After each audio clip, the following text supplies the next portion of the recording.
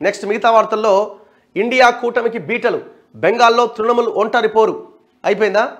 పంజాబ్లో ఆమ్ ఆద్మీ పార్టీది అదే దారి, సీట్ల పంపకాలపై మా ప్రతిపాదనను కాంగ్రెస్ నేతలు తిరస్కరించారు. బెంగాల్లో ఆ పార్టీతో సంబంధం లేదు, రాహుల్ యాత్ర సమాచారం లేనేలేదు మమతా బెనర్జీ. పంజాబ్లో కాంగ్రెస్తో చర్చలు లేవు, మొత్తం 13 సీట్లు మేమే గెలుస్తాం. మాన్ ఎవరు అక్కడి ముఖ్యమంత్రి, ఆమ్ ఆద్మీ పార్టీ సంబంధించిన నాయకుడు ముఖ్యమంత్రి. సో ఇది మనం ముందు నుంచి చెప్తున్నాం కదా, బేసిక్గా ఈ ప్రాంతీయ పార్టీల వ్యవహారం ఎట్లుంటుందంటే వాళ్ళు వాళ్ళ రాష్ట్రము వాళ్ళ పార్టీ ఉనికి రాబోయే దీని గురించి ఆలోచన. నేషనల్ పార్టీలకు ఓవరాల్ కంట్రీ, అదొక్క స్టేట్ కాదు, దాంతోపాటు మిగతా స్టేట్లో మా పార్టీ ప్రభావం ఎట్లుంటుందని ఆలోచిస్తారు. కానీ ప్రాంతీయ పార్టీలకి ఆ ఒక్క రాష్ట్రం గురించి మాత్రమే వాళ్ళు ఆలోచిస్తారు. ఈ ఎక్కడ సఖ్యత కుదురుతుంది? వీళ్ళు ఏమంటున్నారంటే మొత్తం 500కు పైన ఉన్న లోక్సభ స్థానాల్లో ఒకే ఒక అభ్యర్థిని పెట్టాలి మనం కూటమి తరపున అంటున్నారు. ఎట్లా పాసిబుల్ అవుతుంది? ఇప్పుడు తృణమూల్ కాంగ్రెస్ పశ్చిమ బెంగాల్లో ఒక బలమైన క్యాండిడేట్ ఉన్నాడు, అక్కడ కాంగ్రెస్ క్యాండిడేట్ ఉన్నాడు. మరి ఎవరికి ఇవ్వాలి టికెట్? ఇప్పుడు ఒక క్యాండిడేట్, ఇద్దరు బలమైన నాయకులు, ఇద్దరు ఖచ్చితంగా నేను పోటీ చేసి లోక్సభకు పోవాలనుకున్నారు అనుకో, ఏమవుతుంది? ఒక ఆయనకి ఇస్తే ఇంకొక ఆయన ఇబ్బంది అవుతుంది. సో అప్పుడు ఒక రెబల్ చేయాల్సిన పరిస్థితి, ఇంకోటి. ఇది ఓవరాల్గా 500కు పైన ఉన్న లోక్సభ స్థానాల్లో సాధ్యమా?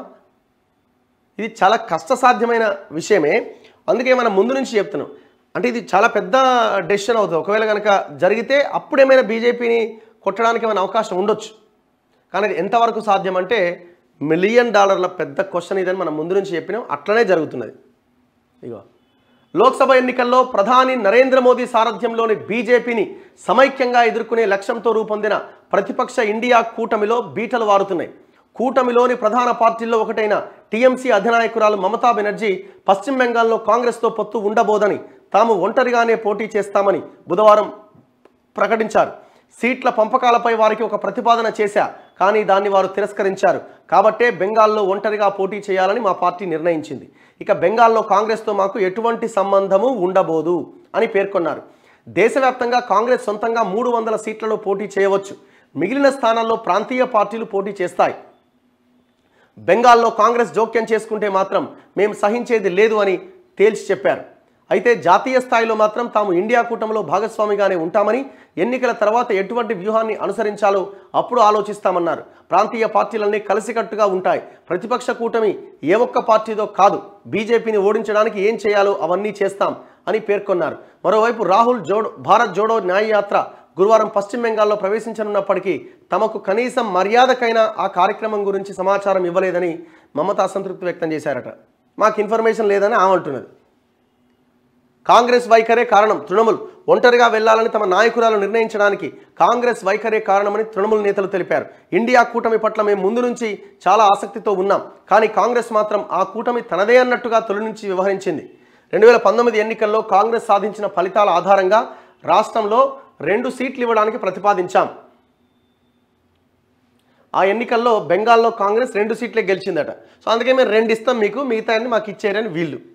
కానీ ఆ పార్టీ 10 నుంచి 12 సీట్లు కావాలని అడుగుతున్నదట. తాము బలంగా ఉన్న రాష్ట్రాల్లో సీట్లను పంచుకోవడానికి కాంగ్రెస్ ఇష్టపడట్లేదని, ప్రాంతీయ పార్టీలు బలంగా ఉండి తమ ఉనికి నామమాత్రంగా ఉన్న రాష్ట్రాల్లో మాత్రం సీట్ల కోసం పట్టుబడుతోందని విమర్శించారు. తృణమూల్కే చెందిన మరో కీలక నేత మాట్లాడుతూ, బెంగాల్లో కానీ ఇండియా కూటమి సమావేశాల్లో కానీ కాంగ్రెస్ సిపిఎంకు అమిత ప్రాధాన్యం ఇస్తోందని, 3 దశాబ్దాల పాటు తాము సిపిఎంతో పోరాడమని, ఆ పార్టీ ఆదేశాలకు అనుగుణంగా నడుచుకోలేమని స్పష్టం చేశారు. మళ్ళీ అదోళ్ళొల్లి ఆడ సిపిఎంకి మీరు ఎక్కువ ఇంపార్టెన్స్ ఇస్తున్నారు కాబట్టి మీరు మరి వాళ్ళతో నుండి మరి మేమెందుకు, మరి రాష్ట్రంలో మాకు కొట్లాడే సిపిఎంతో కదా అని ఇదో గొడవ. సో ఇట్లా మొత్తానికి అది అడుగు ముందుకు పడతలేదట, ఆగమాగా ఉన్నది పరిస్థితి. కానీ ఇప్పుడు ఇది ఒకవేళ మరి ఎలక్షన్స్ తర్వాత అయినా వీళ్ళు కలిసే అవకాశం ఉందా? ఎవరికి వాళ్ళుగా పోటీ చేసి కష్టం. ఎందుకంటే ఇవి మనం ఎన్ని దశాబ్దాల నుంచి చూసుకుంటూ వస్తున్నాం. చాలామంది లాస్ట్ 4-5 పర్యాయాలుగా కూటమి థర్డ్ ఫ్రంట్, మూడో ఫ్రంట్, ఇవన్నీ చూసుకుంటూ వస్తున్నాం. ఏది సరిగ్గా నిలబడిన పరిస్థితి అయితే కనబడలే. సేమ్ పంజాబ్లో కూడా అదే పరిస్థితి. పంజాబ్లో మేము స్వీప్ చేస్తాం, పంజాబ్లో ఉన్న మొత్తం 11 లోక్సభ స్థానాల్లో తామే గెలుస్తామని ఆమ్ ఆద్మీ పార్టీ నేత రాష్ట్ర సీఎం భగవంత్ సింగ్ మాన్ తెలిపారు. కాంగ్రెస్తో ఎటువంటి చర్చలు లేవన్నారు. ఒక్కో సీటుకు 3 చొప్పున 13 సీట్లకు అభ్యర్థుల పేర్లను పరిశీలిస్తున్నామని, విజయమే ప్రాతిపదికగా అభ్యర్థిని నిర్ణయిస్తామన్నారు. సీట్ల పంపకాలపైన కాంగ్రెస్ ఆమ్ ఆద్మీ పార్టీ మధ్య చర్చలు జరుగుతున్నప్పటికీ మాన్ ఈ ప్రకటన చేయడం గమనార్హం. అయితే పంజాబ్లో విడిగానే పోటీ చేద్దామని కాంగ్రెస్ ఆమ్ ఆద్మీ రాష్ట్ర విభాగాలు ముందు నుంచి తమ పార్టీ అధిష్టానాలపైన ఒత్తిడి తెస్తున్నాయి. 2019 ఎన్నికల్లో పంజాబ్లో కాంగ్రెస్ 8 సీట్లు గెలుచుకోగా ఆమ్ ఆద్మీ పార్టీ 1 మాత్రమే గెలుచుకున్నది. అయితే 2022 అసెంబ్లీ ఎన్నికల్లో ఆప్ కాంగ్రెస్ను ఓడించి అధికారం చేపట్టింది. సరే, తెలంగాణలో ఈక్వేషన్ ఎట్లుంటుందో, కాంగ్రెస్ వర్సెస్ బీజేపీ మధ్యలో బీజేపీకి ఎన్ని సీట్లు వస్తాయో, కాంగ్రెస్ ఇక్కడ బలంగానే ఉంది, అధికారంలో ఉంది కాబట్టి ఇక్కడ ఎన్ని సీట్లు గెలుచుకుంటుందో పక్కన పెడితే ఓవరాల్ కంట్రీలో మాత్రం ఇండియా కూటమికి కాంగ్రెస్కి కష్టకాలమే. మళ్ళీ బీజేపీని అధికారంలోకి వచ్చే అవకాశాలు ఎక్కువగా కనిపిస్తున్నాయి. మనం ఓపెన్గా మాట్లాడుకుంటే ఏ 10 మంది మధ్య చర్చ జరిగినా ఇదే టాపిక్ ఉన్నది. సరే, మన దగ్గర బీజేపీకి ఎన్ని సీట్లు వస్తాయన్నది చూడాలి. మరి ఇప్పుడు ఉన్న 4 నిలుపుకుంటారా, ఇంకొక 4 పెరుగుతాయా, 2 పెరుగుతాయా, 4 కూడా రావా అన్నది చూడాలి. ఎందుకంటే ఇక్కడ అధికారం కాంగ్రెస్ ఉంది కాబట్టి చూడాలి. కానీ పోటీ మాత్రం కాంగ్రెస్ వర్సెస్ బీజేపీగా ఉంటుంది. ఇక దేశవ్యాప్తంగా అయితే మళ్ళీ మోదీకి అవకాశాలు ఉన్నట్టు సర్వేలు చెప్తున్నాయి. వాస్తవం కూడా అట్లనే కనిపిస్తున్నది. వాళ్ళకు కూడా క్లారిటీ, నేను అనుకో రాహుల్ గాంధీ లాంటి నాయకుడికి కూడా క్లారిటీ ఉండొచ్చు. ఇప్పుడు మన గేమ్ అన్నది నెక్స్ట్ ఎలక్షన్స్ కాదు, 2029 ఎలక్షనే అన్నది వాళ్ళకు కూడా ఒక క్లారిటీ ఉంటుంది.